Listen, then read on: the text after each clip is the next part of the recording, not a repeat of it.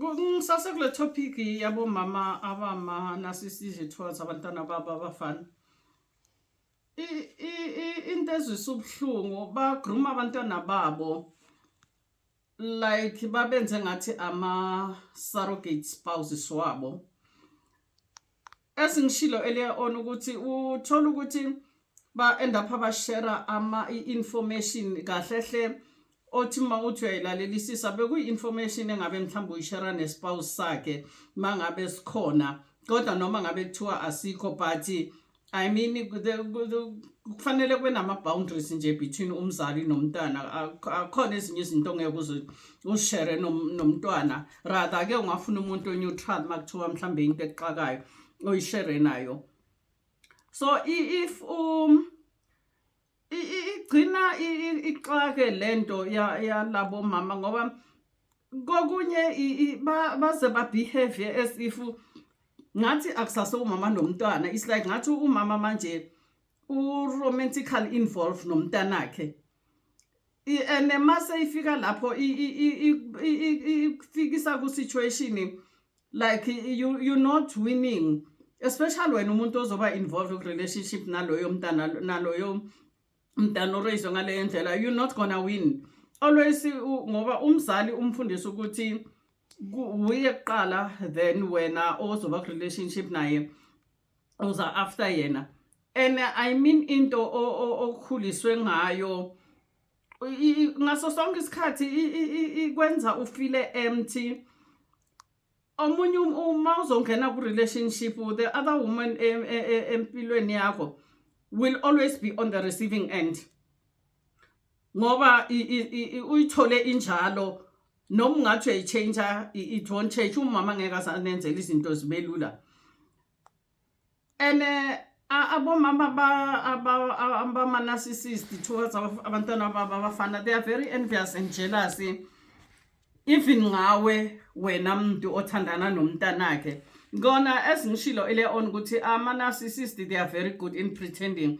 Pretendela at an early stage ye-relationship nomntanakhe, but deep down uhlale wazi ukuthi chances are yaleyo relationship is doomed to fail. Umama omfana will always make sure ukuthi frustration anayo uzoyikhiphela kuwe wena oku-relationship nomntanakhe, kodwa bayenza smart lento, abasheshi bakubonise. As ama-narcissist ngishilo ukuthi bayakulutha kuqala ungene ku-cycle yabo, then at a later stage kulapha azokubonisa khona ama-true colors wakhe. So chances lawo ma-relationship are doomed to fail. Ilapha esithola lamagama abo mama's boy, lawo magama aqhamuka lapho. Kona singalikhuluma lelo gama kube ngathi igama elihle elijabulisayo, but liyabalimaza labantwana the way sibakhulisa ngakhona. Ngoba kokunye wena uthi mama's boy but awazi ukuthi lo mntana ugowa through isimo esingakanani. So ukuthi aka-understand ukuthi umama onjani ongitreatisa okwespouse sakho, ongangi-allow ukuthi ngibe na that freedom kule age engikuyo ukuthi ngiphile impilo yami, ngi-enjoy life njengabanye abantwana abakhula emakhaya anormal. So that's why ngisho ngithi yona igcina isound engathi inokudelela ngaphakathi, but yikho ekugcineni mawuzothandana or uzoba ku-relationship nomntana omfana okhuliswe umama oyi-narcissist, at the end of the day kubukeke ngathi nishare indoda, wena nomama nishare indoda ngoba according to umamakhe that's how amkhulise ngakhona.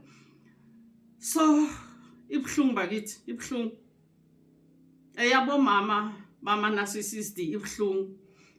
Ngisazoqhubeka kwenye ivideo lapho engichaza nje khona uma kuwa both parents ke ubaba oyi-narcissist kubantwana bakhe bamantombazane ubaba oyi-narcissistic kubantwana bakhe babafana ukuthi babakhulisa kanjani. Thank you so much. Let's meet on the other video. Thank you.